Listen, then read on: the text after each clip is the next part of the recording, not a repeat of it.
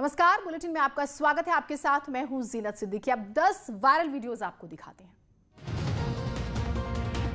बच्ची के साथ छोटे गैंडे का वीडियो सोशल मीडिया पर वायरल। बच्ची आगे आगे चल रही है और गैंडे का बच्चा जो है उसके पीछे पीछे।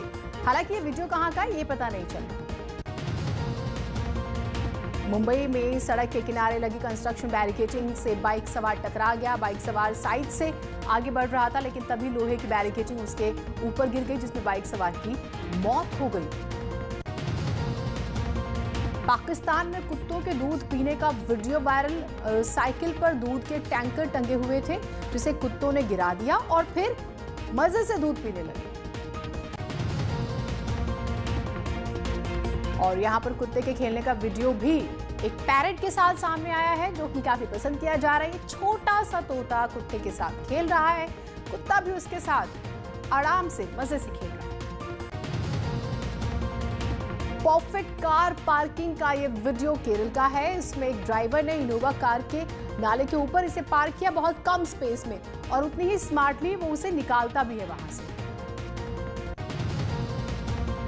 प्रतापगढ़ में पुलिस कर्मियों के डांस का वीडियो वायरल हुआ है। वर्दी पहनकर ये डांस कर रहे हैं, भोजपुरी गाने पर थिरकते नजर आए। मेरठ में NH-58 पर सांप निकलने से ट्रैफिक डाइवर्ट किया गया। दशरथपुर गांव के पास रोड क्रॉस कर रहे थे ये सांप। अमरोहा के गजरौला में हाईवे पर नाग नागिन देखने थमी गाड़ियों की रफ्तार। NH-24 पर कुछ देर तक ट्रैफिक रुका। महाराजगंज में चोरी करते चोर को ग्रामीणों ने पकड़ लिया और जमकर पिटाई कर दी। हरिद्वार में शराब दुकान के मैनेजर से लूट। 2 बदमाशों ने 16 लाख रुपए की रकम लूट ली।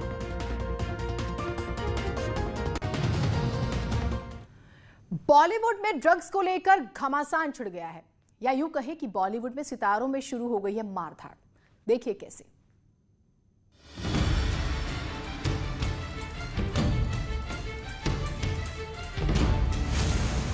संसद में ड्रग्स को लेकर घमासान।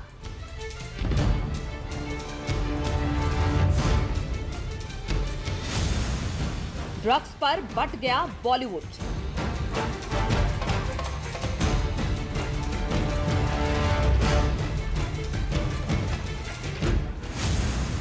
रवि किशन जया आमने सामने।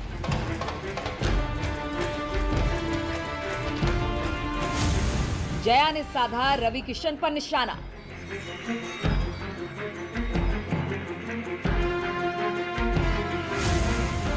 जिस थाली में खाओ उसमें छेद मत करो। I was really embarrassed and ashamed that yesterday one of our members in the Lok Sabha spoke, who is from the industry, against, I'm not taking a name, against the film industry. It's a shame. जिस थाली में खाते हैं उसमें छेद करते हैं। Film industry को बदनाम मत करो।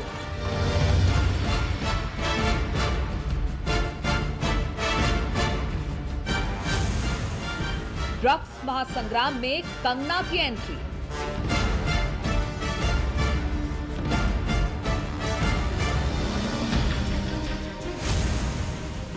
रवि किशन बोले, जया के बयान से आहत।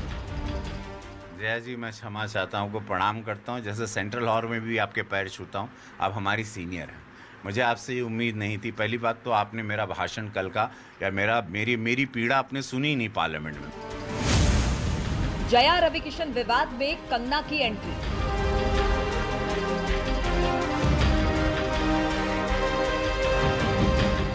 कंगना बोली, बेटी होती तो जया क्या कहती।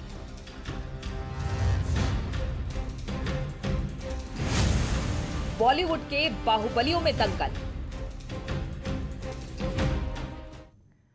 समाजवादी पार्टी से सांसद जया बच्चन गुस्से में हैं और उनका गुस्सा फूटा है बीजेपी सांसद रवि किशन पर। और इस लड़ाई में हो गई है कंगना की एंट्री और फिर छिड़ गया ट्विटर वॉर।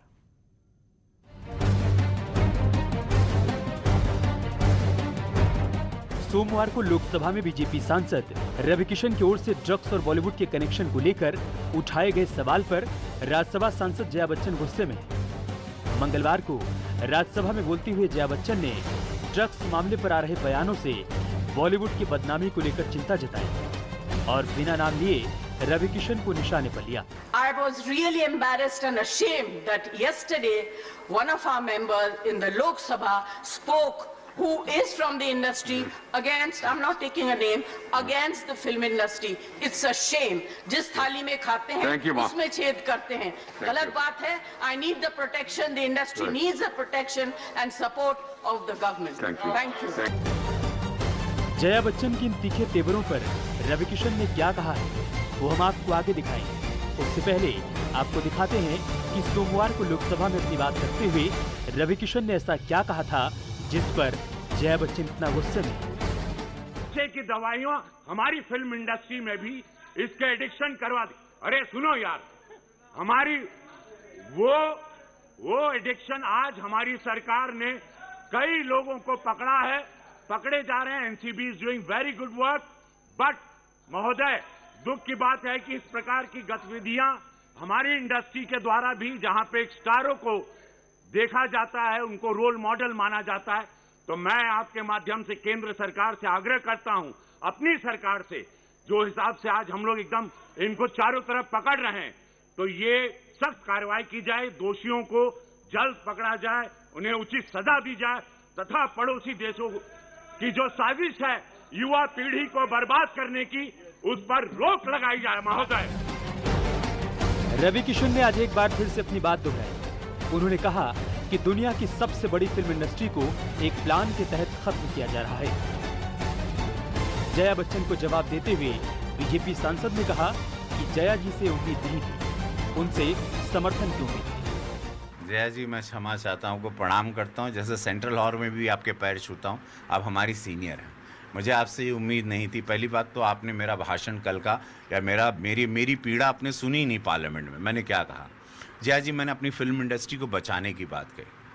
मैं उस इंडस्ट्री को बचाना है जो largest film producer in the world है। मैं चाहता था, मुझे लगा कि आज आप मेरा समर्थन करेंगे। जया बच्चन और रवि किशन के वार पलटवार के बीच अब कंगना रनौत भी इसमें कूद गई हैं। जया बच्चन के बयान पर प्रतिक्रिया देते हुए कंगना ने उनकी बेटी श्वेता बच्चन और बेटे अभिषेक बच्चन का नाम भी शामिल कर लिया है। अपने ट्वीट में कंगना ने लिखा है, जया जी, क्या आप तब भी यही कहती अगर मेरी जगह पर आपकी बेटी श्वेता को किशोरावस्था में पीटा गया होता, ड्रग्स दिए गए होते और शोषण होता? क्या आप तब भी यही कहती अगर अभिषेक लगातार धमकियां और शोषण की बात करते और एक दिन फांसी से झूलते पाए जाते? थोड़ी हमदर्दी हमसे भी दिखाइए। बड़े सितारों के बीच हो रहे वाक युद्ध से एक बात तो साफ है कि बॉलीवुड और ड्रग्स कनेक्शन पर बॉलीवुड दो धड़ों में बढ़ गया। एक वो धड़ा जो ड्रग्स के बहाने बॉलीवुड को बदनाम करने का आरोप लगा रहा है, और दूसरा वो धड़ा जो चाहता है कि बॉलीवुड में ड्रग्स कनेक्शन को पूरी तरह से एक्सपोज किया जाए। Bureau report, news 18, Uttar Pradesh, Uttarakhand. Jaya Bachchan के बयान पर प्रतिक्रिया देते हुए रवि किशन ने कहा कि वो जया बच्चन के बयान से आहत है। कहा कि शायद उन्होंने उनका बयान पूरी तरह से सुना नहीं है। वे तो फिल्म इंडस्ट्री में फैले ड्रग्स के रैकेट को तोड़ना चाहते हैं। मैं क्षमा चाहता हूँ, को प्रणाम करता हूँ, जैसे सेंट्रल हॉल में भी आपके पैर छूता हूँ। आप हमारी सीनियर हैं, मुझे आपसे ये उम्मीद नहीं थी। पहली बात तो आपने मेरा भाषण कल का या मेरी पीड़ा आपने सुनी ही नहीं पार्लियामेंट में। मैंने क्या कहा? जया जी, मैंने अपनी फिल्म इंडस्ट्री को बचाने की बात कही। मैं उस इंडस्ट्री को बचाना है जो largest film producer in the world है। मैं चाहता था, मुझे लगा कि आज आप मेरा समर्थन करेंगे राज्यसभा में, लेकिन आपने मुझ पर ही दाग दिया अपने रॉकेट को। वो लोग भी इसको एक सेवन ना करें। एक फैशन जो बन रहा है, जैसे एक बायो वेपन कोरोना वायरस को भेजा गया चाइना से, उसी तरह बड़ी बड़ी ड्रग्स के टैबलेट्स और एक्सटेसी, कोकेन और LSD, क्या क्या नाम से ड्रग्स आते हैं, वो भी एक खेप आती है पाकिस्तान द्वारा, नेपाल के रास्ते से आती है। मुझे किसी ने मदद नहीं की जया जी, ना मेरा कोई गॉडफादर रहा। मैंने स्वयं की मदद की, स्वयंभू बना, बंद हुई भोजपुरी इंडस्ट्री को शुरू किया, क्योंकि मुझे हिंदी सिनेमा में काम नहीं मिल रहा था, ना कोई काम दे रहा था। मेरी लंबी यात्रा है जया जी। मेरे फादर एक पुजारी, गरीब पुजारी रहे, मैं उनका बेटा हूँ।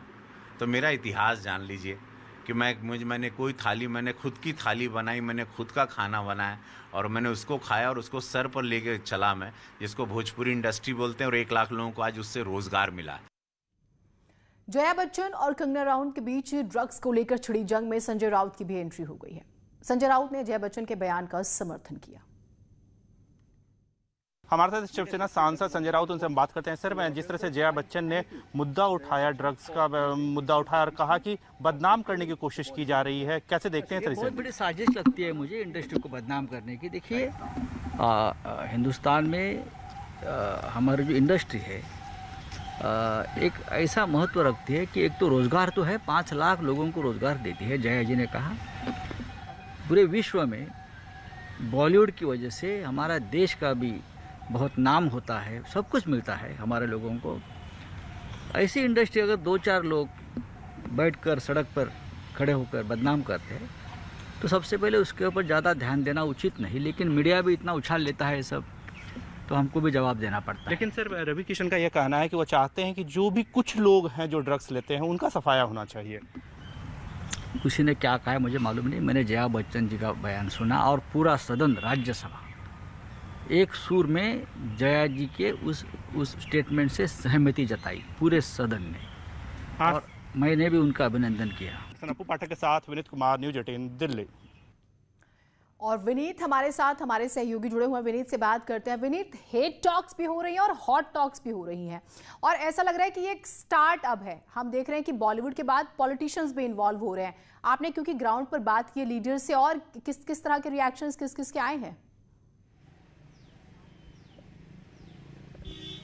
आज जीनत, निश्चित तौर पर मैं आपको बताना चाहूँगा कि कहीं ना कहीं खेमाबंदी हो गई है। एक पक्ष में जो वो है जिसकी बात जया बच्चन कर रही हैं और वो ये कह रही है कि कुछ लोग जो है वो बॉलीवुड को बदनाम करने की कोशिश कर रहे हैं। वहीं पर दूसरा पक्ष जो है जिसमें रवि किशन है, संसद में उन्होंने बात उठाई और उन्होंने कहा कि नशा मुक्ति की वो बात कर रहे हैं। ड्रग्स में जो कुछ लोग वो ड्रग्स जो ले रहे हैं उनकी मुक्ति की बात कर रहे हैं। उन्होंने साफ तौर पर कहा कि जिस तरह से प्रधानमंत्री नरेंद्र मोदी स्वच्छ भारत की बात कर रहे थे, उसी तरह वो स्वच्छ बॉलीवुड की बात कर रहे हैं। तो निश्चित तौर पर बॉलीवुड भी जो है वो 2 खेमा में बटा हुआ है और सभी के अपने अपने समर्थक भी है। जैसा कि हमने देखा कि संजय राउत जो है वो जो शिवसेना के सांसद हैं वो जो है वो जया बच्चन के बयान की बचाव कर रहे हैं और उनका समर्थन दे रहे हैं। यहाँ तक कि भी उन्होंने यह भी कह दिया, जब संजय राउत से हमने बात की तब उन्होंने यह भी कह दिया कि कुछ लोग जो है वो सड़क पर उतर आ रहे हैं जिनके बयान को ज़्यादा तवज्जो नहीं देना चाहिए। साफ तौर पर वो रवि किशन की ओर इशारा कर रहे थे और वो कह रहे थे कि वो गैर महत्वपूर्ण लोग हैं और वही कीचड़ उछाल रहे हैं। वहीं पर रवि किशन के समर्थन में कंगना रनौत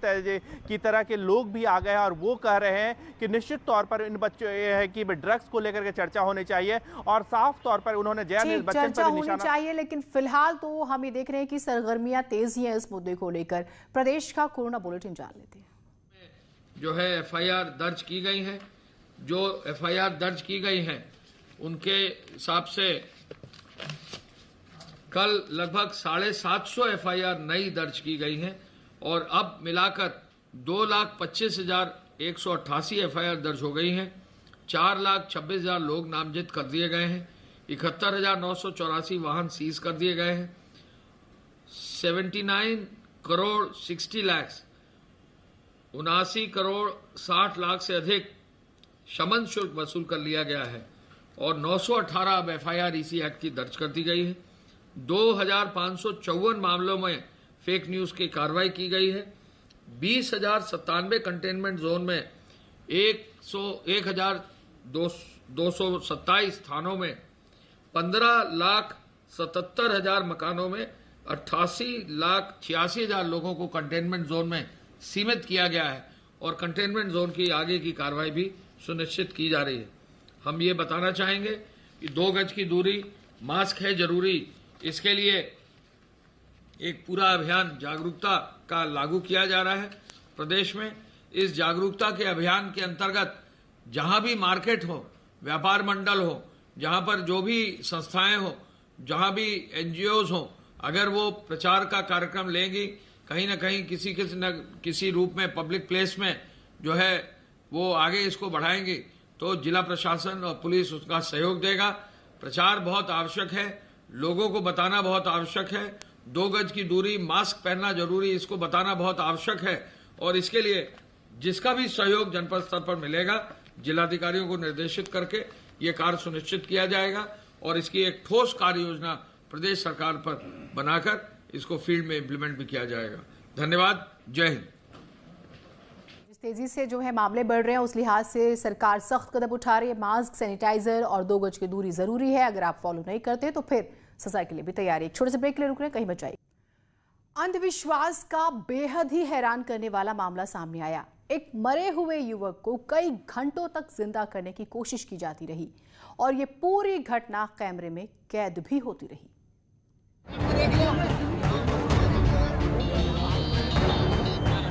ना कभी देखा, ना कभी सुना,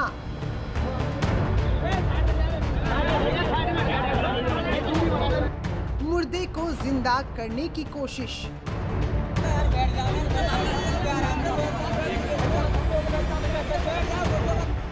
कैमरे के सामने सपेरे का तंत्र मंत्र।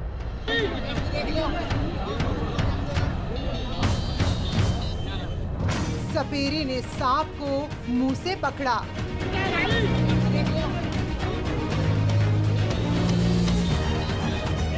इसी सांप के काटने से हुई थी मौत।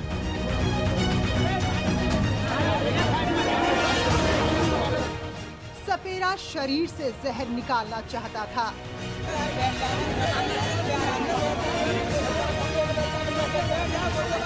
सपेरा शरीर में फिर से जान फूंकना चाहता था। सपेरा कान में मंत्र फूंकता रहा।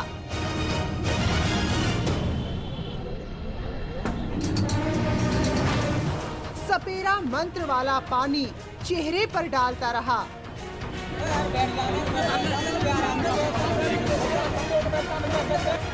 घंटों तक चलता रहा अंधविश्वास का खेल।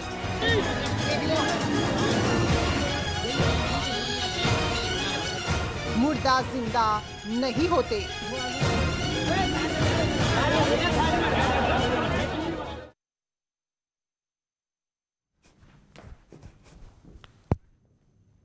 लोगों को विश्वास था कि ये सपेरा जो है इस मुर्दे में जान फूंक देगा। घंटों तक ये सपेरा जादू टोना करता रहा। फिर क्या हुआ, देखिए।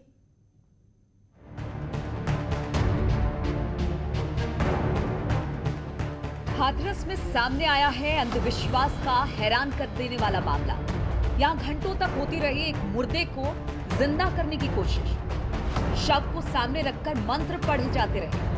सपेरा सांप को मुंह में पकड़कर जादू टोना करता रहा। देखिए कैसे सपेरे ने जहरीले सांप को मुंह से पकड़ रखा है। ये वही सांप है जिसके डसने से इस युवक की मौत हुई। इस युवक को अस्पताल ले जाया गया था, जहां डॉक्टर्स ने उसे मृत घोषित कर दिया, लेकिन परिवार वालों ने शव का अंतिम संस्कार नहीं किया। एक सपेरे को बुलाया गया। सपेरे ने दावा किया कि वो युवक को जिंदा कर सकता है और फिर शुरू हुआ अंधविश्वास का खेल। सपेरे ने सबसे पहले उस सांप के जरिए तंत्र मंत्र करना शुरू किया जिसने इस युवक को काटा था। वो काफी देर तक सांप को मुंह में पकड़ा रहा। फिर उसने शव के कान में मंत्र पढ़ना शुरू किया। सपेरे ने दावा किया था कि वो कुछ देर में इस युवक को जिंदा कर देगा। गांव वाले उम्मीद लगाए बैठे रहे कि वाकई चमत्कार हो सकता है और ये मुर्दा जिंदा हो सकता है। देखिए सपेरे के कहने पर कैसे शव का सिर पकड़कर हिलाया जा रहा है। सपेरा हाथ में पानी लेकर मंत्र पढ़कर शव के चेहरे पर पानी डालता रहा। काफी देर हो चुकी थी, लेकिन शव पर तंत्र मंत्र का कोई असर नहीं हो रहा था। लेकिन परिवार वालों को अब भी उम्मीद थी कि हो सकता है सपेरे का दावा सही साबित हो और युवक में जान आ जाए। कई घंटों तक ये तमाशा चलता रहा। ये तांत्रिक तंत्र मंत्र करता रहा और गांव वाले उसे घेर कर खड़े रहे। आखिरकार मामले की जानकारी पुलिस को दी गई और पुलिस मौके पर पहुंची। 21वीं सदी में अंधविश्वास के इस खेल ने कई सवाल खड़े कर दिए। आखिर इस अंधविश्वास की वजह क्या है? लोगों ने सपेरे पर विश्वास क्यों किया? क्या इस सपेरे के खिलाफ केस दर्ज होना चाहिए? पुलिस ने गांव वालों को समझाया, जिसके बाद ये तंत्र मंत्र का खेल बंद किया गया। सुमित शर्मा, न्यूज़ 18 हाथरस। और इसी के साथ इस बुलेटिन में इतना ही। एक छोटे से ब्रेक के लिए रुक रहे। ब्रेक के बाद अपराध जगत की तमाम खबरों को लेकर आएंगे अनुपम।